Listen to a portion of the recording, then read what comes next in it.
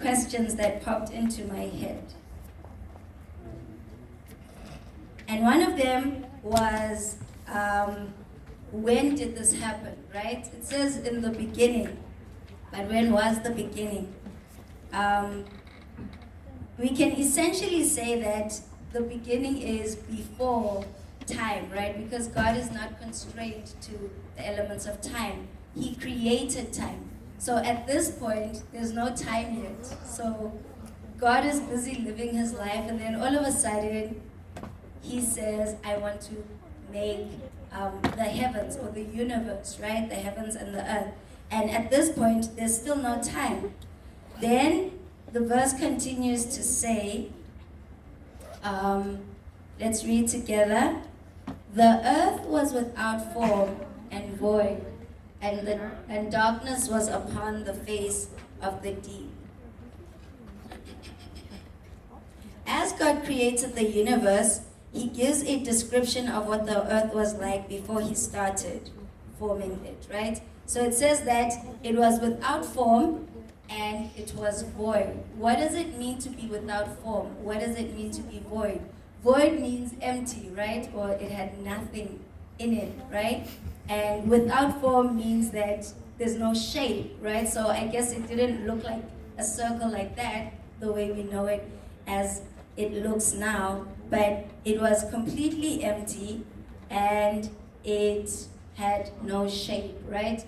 So it looked more like this, or perhaps even something like that. Of course, without the face, because it was empty, right? But the point is, it had no shape, right? It wasn't a circle, it wasn't a square, it wasn't a triangle. It was like a blob of liquid, as we will see in the next part of the verse, right? It's just a blob floating around in the universe. And so then the verse goes on to say that, and the Spirit of God was hovering over the face of the waters, right? Other versions may say something different, but I like the word hovering. Because hovering doesn't mean moving forward, it doesn't mean moving backwards or moving side to side, right? When you hover over something, you're kind of in the middle of the air floating, right? You're not moving forward or not moving back, or else you're flying.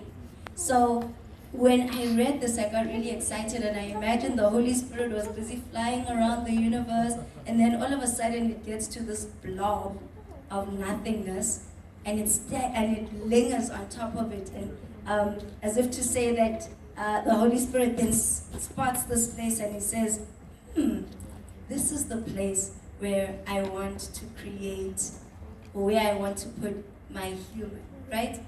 So essentially, this tells me that when God created the universe, when God created Earth specifically, it wasn't a random thing. He wasn't just throwing things out of a hat, but it tells us that everything that happened for a reason. It was not accidental, it was not by chance. It was well planned out, beautifully put together, and given to us as a gift, our very first gift from our loving Creator. God gives us so many gifts day by day, but the first gift he ever gave us was this earth that we live in, which is why it's important for us to take care of it, right? And then, as the Spirit is hovering over the earth, and he decides that this is the place that he wants to create the people, then he stops and he says, let there be. Then God said, let there be light, and there was light. So first, what was the first thing God created on this first day, right? The Bible tells us that he created light. Earlier, I spoke about the fact that when God created at the beginning, there was no time. So all that has happened up until this point is just known as the beginning. Before this, there was no time. This is the part where now he starts to create time, right? Because the next part of the verse says, "And God saw the light, that it was good, and God divided the light from the darkness. God called the light day, and the darkness he called night. So the evening and the morning were the first day." So we find this is the first time now that we see time as we know it. I mean, maybe there was time before God created the time that we know, but it's obviously different from the time that we know, because the Bible tells us that to God, one day is like 1,000 years, and 1,000 years, like, so time for him is not the same as the way that we see it. Also, in this we find the beautiful illustration of how mighty and powerful God is, because he's able to improve things from this helpless state and make it something beautiful.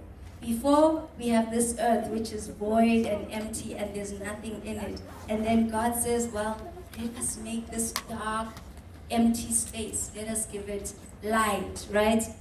When we read 2 Corinthians chapter 4, verse 6, it says, "For God, who commanded the light to shine out of darkness, hath shined in our hearts to give the light of the knowledge of the glory of God in the face of Jesus."